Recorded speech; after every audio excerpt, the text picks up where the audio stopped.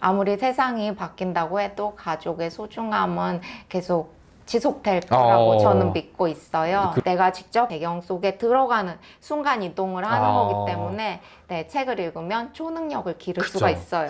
자, 오늘은 할머니에 관련된 책들을 좀 소개해 드리려고 하는데요. 안녕하세요. 책인TV 시청자 여러분, 작가와 만나는 정명섭 작가입니다. 자, 오늘은 제 옆에 남유아 작가님이 와 계십니다. 작가님, 시청자 여러분 그냥 인사 한번 해주시죠. 안녕하세요. 남유아입니다. 네. 여러분 만나서 반갑습니다. 네, 남유아 작가님 와주셔서 감사드리고요. 오늘 얘기 나눌 책은 이제 우리 할머니는 사이보그라는 책입니다. 해와나무 출판사에서 나오고 나온 지 얼마 안 됐네요. 올해 1월 달에 나왔습니다. 제목만 보면 유추할 수 있는 게 굉장히 많습니다. 그리고 한상책방 시리즈 이제 14번으로 나왔는데 내용에 관해서 간단히 한번 설명해 주시고. 우리 할머니는 사이보그는 엄마의 유전자를 복제해서 태어난 유나라는 아이가 화성으로 파견 가는 엄마랑 떨어져서 소도시에 사는 외할머니 댁에서 지내게 된 이야기예요. 네. 근데 할머니가 사이보그예요. 오. 네. 그래서 엄마가 화성에 가는 이유가 할머니의 그 낡은 바디를 신형 모델로 바꿔주기 위해서거든요. 네. 여기까지 나머지 이제 네. 스포일러가 될 수 있으니까. 네. 여기 사진 보면은 이제 주인공인 유나는 앞을 보고 있고, 옷은 맞춰 입으셨네요. 지금 네. 우리 책인TV 시청자 여러분 네. 위해서 해줬고, 할머니 이렇게 뒤를 돌아보고 있는데 이 팔 부분이나 목 부분을 보면 이게 네. 사이보그라는 티가 좀 납니다. 요 얘기 들으면 저도 이제 외할머니, 그러니까 저를 어릴 때 길러주셨던 외할머니 생각이 나는데, 외할머니가 저도 사이보그가 아닌지 의심한 적이 있었거든요. 왜냐하면 일어나시거나 움직일 때 뼈마디가 우두둑거리는 소리가 네네. 나서 이거 기계가 움직일 때 나는 소리 같잖아요. 네, 그런데 나중에 이제 제가 삐드득거리는 소리가 날 때가 되니까 이게 무슨 심정인지 이해가 좀 되더라고요. 그래서 책을 봤을 때 굉장히 반가웠고, 그리고 작가님 초대할 때 이 책으로 했으면 좋겠다라고 이제 말씀을 좀 드렸습니다.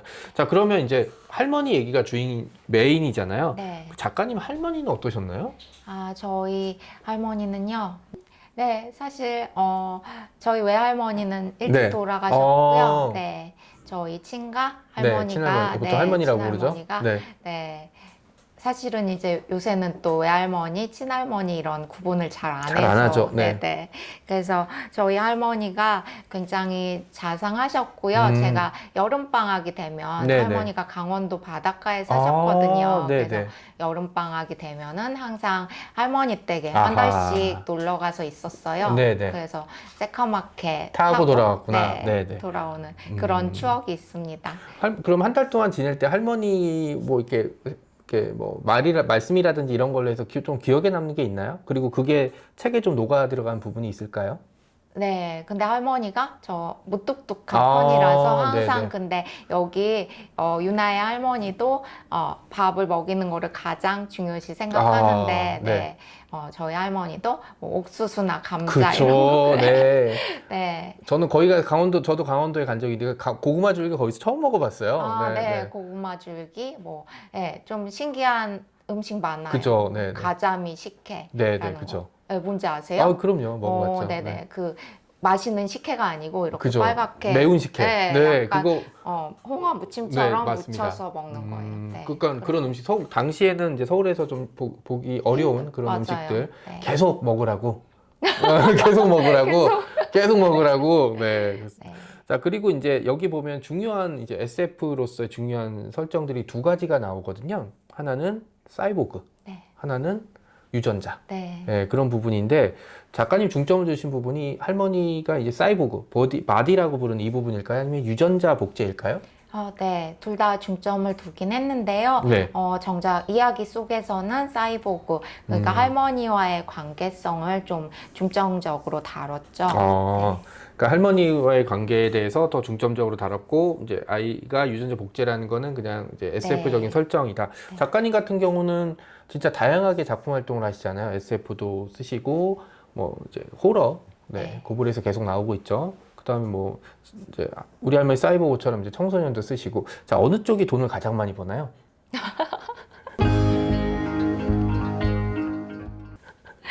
비슷비슷한 것 같아요. 비슷비슷해요. 네.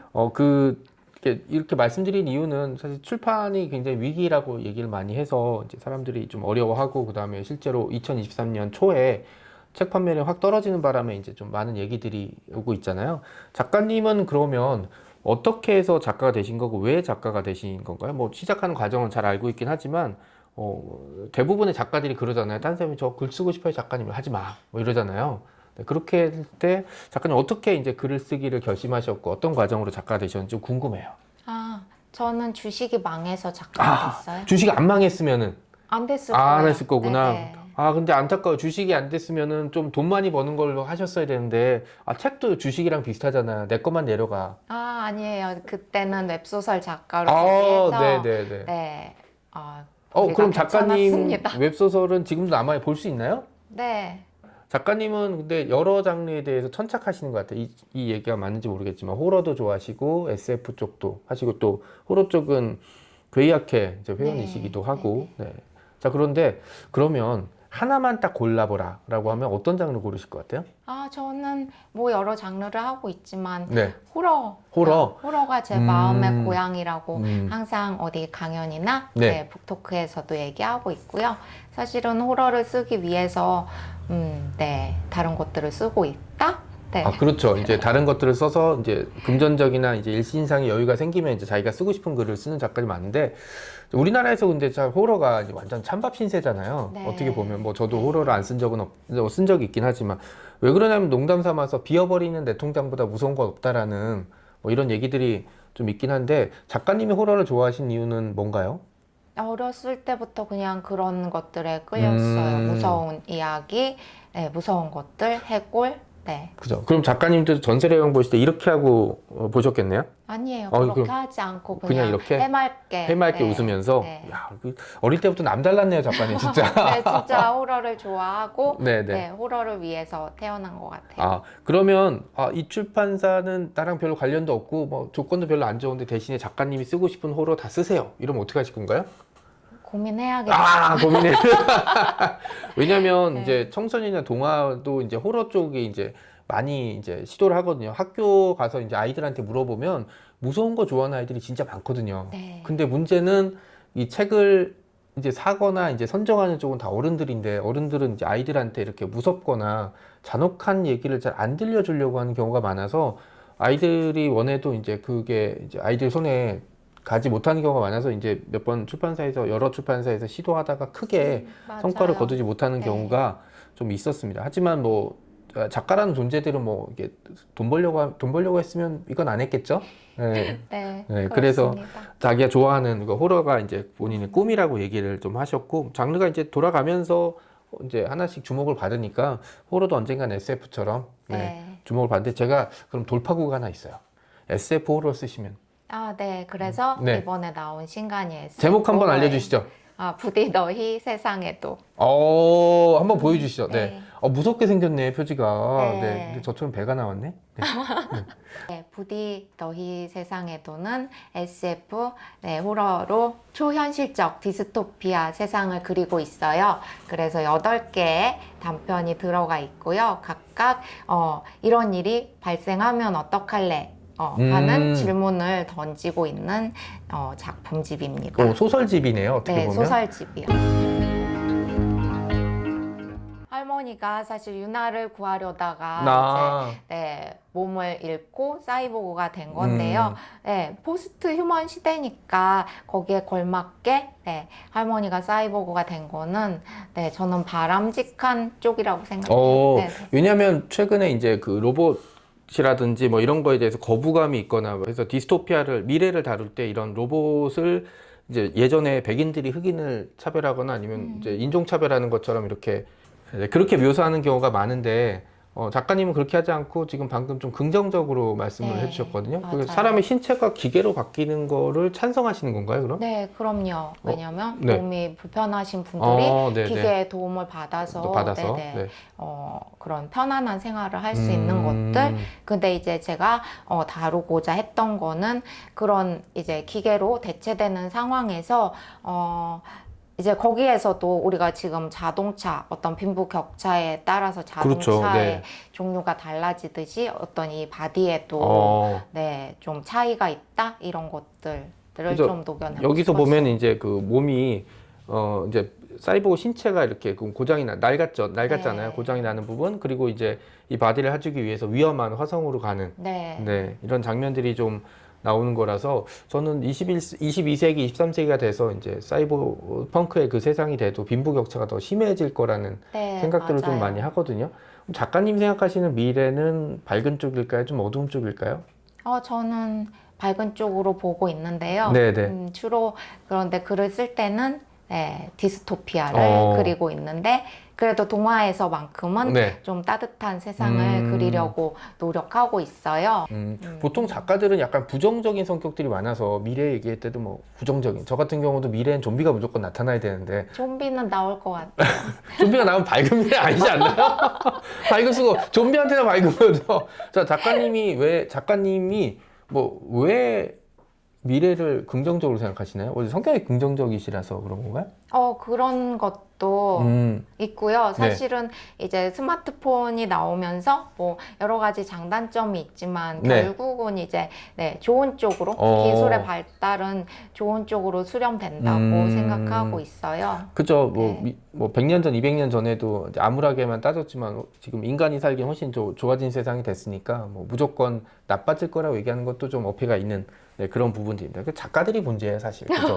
맨날 뭐 핵전쟁이 나고 좀비가 나타나고 뭐 귀신이 나타나고 이래서 어둡게 하는데 그런 건 아닌 것 같습니다. 그 재미있는 얘기를 좀 들어봤고요. 작가님 앞으로 이제 어떤 뭐 작가들은 뭐 한 장르만 파는 작가 있지만 여러 장르로 가는 작가들이 있잖아요. 작가님은 앞으로 계획 같은 거 좀 갑자기 궁금해졌어요. 앞으로도 계속 제가 쓰고 싶은 이야기를 그거에 맞는 그릇, 네, 그러니까 다양한 장르에 담아낼 것 그럼 같습니다. 계약서는 오면 다 한다? 아니에요. 그럼요? 계약은 안 하고 있어요. 왜요? 일단 그 계약서 먼저 쓰는 것보다 네. 작품을 먼저 쓰고 네, 계약을 하는 그러면 출판사에서 쪽으로 이렇게 하고 백지 있습니다. 계약서 이렇게 주면 어떡하나요? 그냥 안 알아서 해요. 쓰시고. 안 해요. 왜? 네? 그죠. 작가들은 근데 이제 자기가 원하는 작품을 쓰고 그 네. 작품을 찾아가는 경우가 좀 많긴 한데 그러면 지금도 계약하지 않는 상태에서 작품을 쓰고 계신 건가요, 작가님? 지금은 계약한 것들은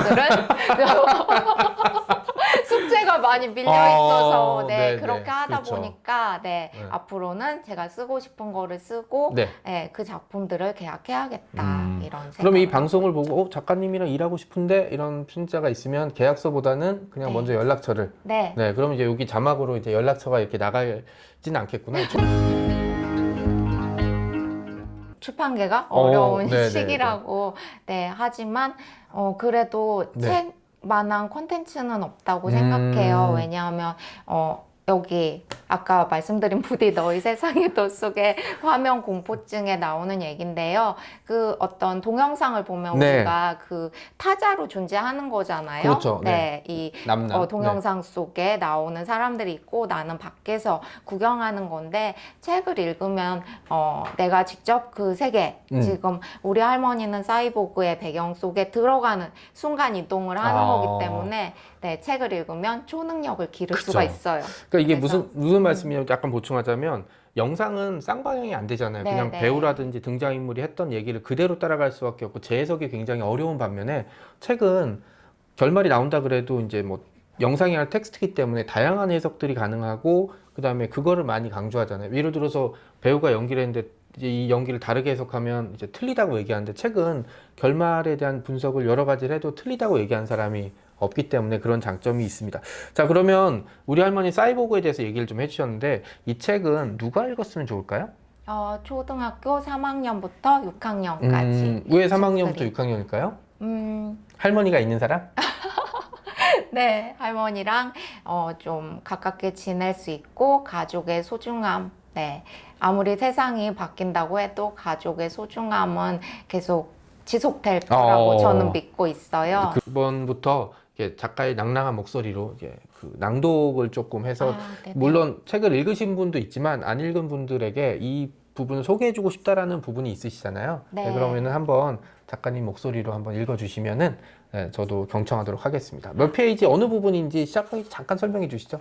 네. 이제 유나가 할머니가 유나를 사고에서 보호하기 위해서 뛰어들다가 이제 크게 다쳐서 사이보그가 됐기 때문에 유나를 굉장히 과잉 보호하거든요. 그죠. 자전거도 안 사주고 막 조금만 뭐가 옆으로 지나가도 안 돼. 위험해 가지 마. 네. 이렇게 네. 해서 유나가 답답해 하다가 이제 비로소 할머니가 사고에서 자기를 구해줬던 기억을 다시 떠올리고 할머니한테 미안하다고 하는 화해의 부분을 어떻게 보면 이 작품의 가장 네, 핵심적인 클라이맥. 부분이에요. 한번 더 읽어주시죠. 네.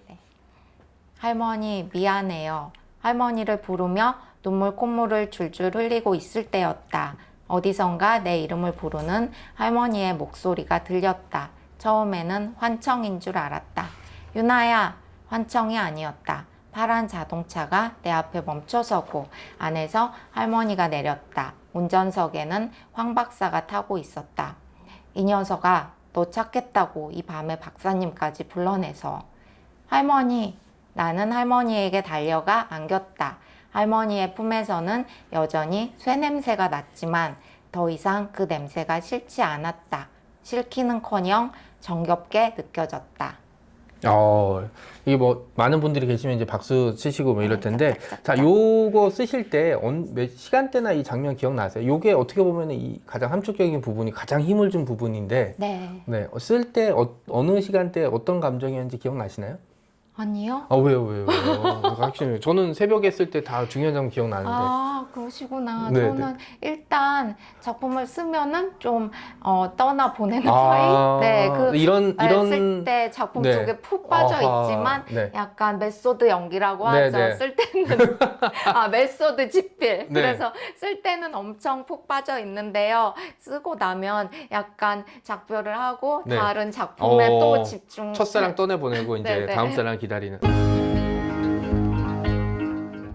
이 책 저는 보면서 다음 편이 나올까라는 생각을 좀 해봤어요. 네. 그러니까 예를 들어 우리 할아버지는 사이보그라든지. 아니, 다음 편이 나옵니다. 네. 네. 다음 편이 나오나요? 네. 그러면은 정보 알려주시실 만큼 알려주시죠. 네. 네. 언제 우리 나오는 할머니. 거랑 출판사 바뀌나요? 아니요. 네. 다행이네요. 네. 네. 언제쯤 나와요, 작가님? 뭐 내후년쯤에는 나올 수 있지 않을까요? 이게 바로 네. 그 숙제 중에 하나구나. 네, 그래서 할머니랑 유나가 엄마가 있는 화성으로 가서 할머니가 지금은 이제 좀 전통적인 할머니의 모습을 네, 네. 보여주고 있는데요. 거기서 변신. 네, 사이보그답게 오. 좀 어떤 어려운 일들, 위험한 일들을 해결하고 또 유나와 어떤 남자친구 아하. 또 할머니가 화성에서 만난 네, 그럼. 남자친구와의 이건 썸 같은 두 번째 것. 책이 아니라 네. 여러 권 나올 수 있을 것 같은데 그럼 또 갔는데 어머니가 또 수성으로 또 파견 근무 가서 거기로 갈 수도 있고 또 어머니가 또 남자친구 사귈 수도 있는 거고 그죠? 네. 어머니 남자친구가 사이보그일 수도 있고 그죠? 네. 무궁무진한 이야기. 왜냐면 얘기를 작가들이 끝낼 때 보통 턴다는 얘기 되게 많이 하잖아요. 근데 털었을 때 남는 게 있어서 저도 이 책 읽었을 때 다음 얘기가 있을 것 같은데 물론 이 설정 여기상으로는 뭐 얘기가 끝맺음처럼 네. 나오긴 했지만 다음 얘기가 있을 것 같은데 자 그러면 이제 요거는 예상하지 않았던 질문입니다. 처음에 계획이 없었는데 책이 잘 팔리니까 다음 편이 계획됐다. 아니면 처음부터 다음 편이 계획됐다. 어느 쪽입니까? 처음부터 제 머릿속에는 계속 생각하고 있었어요. 네. 그러고 이제 출판사에서 당연히 이제 괜찮다고 다음 편 하자고 얘기하니까 작가님 먼저 제안하셨나요? 아니면 출판사에서 먼저? 그냥 밥 먹다가 이심전심? 자연스럽게 얘기된 것 같아요. 그렇죠. 보통 작가님 얘기해도 출판사가 싫으면 딴청 부분에 딴 데 바라보고 있거나 체한 척 하거나 좀 이런데 그죠. 저 좋은 일인 것 같습니다. 근데 좀 아쉬운 거는 오래 기다려야 되네요. 내후년? 제가 좀 숙제 할 게 밀려 많이 있구나. 있어서. 네, 알겠습니다. 그래도 다음 편 나오게 될 때 제가 한번 다시 작가님 뵙고 얘기 좀 나눠보는 시간을 가지도록 하겠습니다. 남희아 작가님 계속 이제 응원해 주시고 다음에 또 기회가 되면 뵙고 인사 나누도록 하겠습니다. 그럼 안녕히 계세요, 여러분. 안녕. 자, 오늘은 할머니에 관련된 책들을 좀 소개해 드리려고 하는데요. 첫 번째로 소개해 드릴 책은 나는 할머니와 산다 라는 책입니다. 제3회 세계 청소년 문학상 수상작이고요. 2009년에 처음에 출간됐다가 2015년에 개정판이 나온 책입니다. 최민경 작가가 지었고요. 두 번째 나온 출판사는 나무 옆 의자입니다.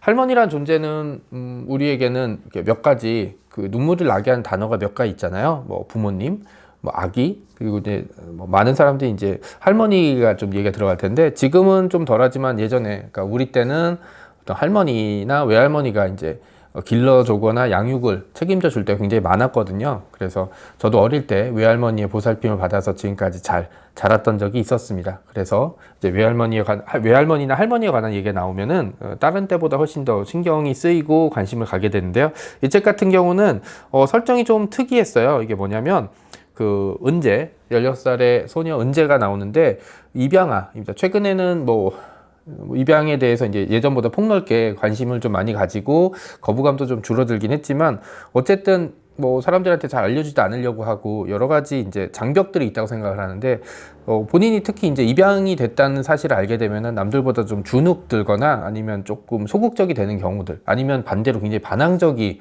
돼버리는 경우가 많은데요. 은재 역시 약간 후자, 이렇게 자신감이 없으면서도 뭐 사람들에게는 이제 좀 반항적인 혹은 이렇게 좀 소극적인 그런 복합적인 모습들을 좀 보여주고 있는데 어느 날 갑자기 할머니, 그러니까 뭐 할머니라고는 하지만 혈육은 아니었죠. 할머니가 갑자기 한 달 전에 돌아간 할머니가 귀신이 돼서 은재 앞에 나타났습니다. 그리고 다짜고짜 은재의 몸속에 들어가려고 했는데요.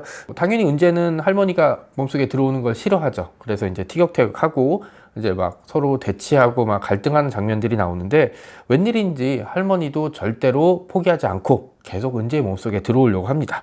왜 할머니는 은재의 몸속에 들어오려고 할까요? 이런 좀 빙의라든지 환생 이런 거 좀 말도 안 되는 설정이라고는 하지만 여기서는 굉장히 타당한 이유로서 등장하게 됩니다. 또 이제 뭐 아버지의 실직, 그 다음에 이제 동네 재개발, 그 다음에 입양아로서의 본인의 정체성, 특히 이제 16살 정도면 우리 흔히 얘기하는 중2병도 있고 뭐 사춘기도 오고 이렇게 돼서 이제 많은 갈등과 고민을 하게 되는데 거기에 이제 플러스 입양아라는 문제까지 겹쳐지게 돼서 은재 역시 많은 고민을 하는데 이게 이제 또래 지금 청소년들이 겪을 만한 문제들을 좀 은유하고 있어서 저는 뭐 이렇게 굉장히 흥미롭게 좀 읽었습니다. 그런 갈등과 고민의 상황 속에서 본인의 길을 찾아가는 은재 이야기를 좀 보실 수 있습니다. 200페이지가 좀 넘는 책이라 살짝 두껍기는 한데 저도 읽어봤을 때 뭐 크게 걸리거나 이렇게 좀 어려운 지점들은 좀 없었습니다. 읽어보면 지금도 사실 공감할 만한 그런 어려움이나 갈등에 대한 이야기들을 하기 때문에 한번 읽어보시면은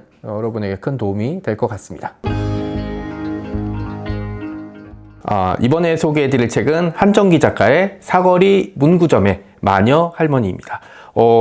2021년 봄볕 출판사에서 나왔고요. 한정기 작가 같은 경우는 뭐 어린이 청소년 문화, 그리고 부산을 대표하는 작가 중에 한 명이고 저도 굉장히 좋아하는 작가님 중에 한 분입니다. 그래서 이제 이번에 책을 소개해 드리는데 이 책은 뭐 지금도 크게 사랑을 받는 책이고 책이 100페이지가 조금 넘기 때문에 뭐 읽는데 뭐 오랜 시간이 걸리지는 않습니다. 책의 내용도 뭐 아주 간단한데요. 혜성, 은지, 그리고 정우, 이 세 아이에게 일어난 마법 같은 이야기라고 이제 소개가 되고 있습니다. 뭐 세 아이들은 각자 뭐 핸디캡이라고 불러야 되나 이런 뭐 약점들을 하나씩 가지고 있는데요. 은지 같은 경우는 오빠와 동생 사이에서 치여서 자기 몫을 내지 못하고 있고요. 혜성이 같은 경우는 엄마와 단둘이 살고 있는, 요즘으로 치면 이제 한부모 가정이라고 부르고 있죠.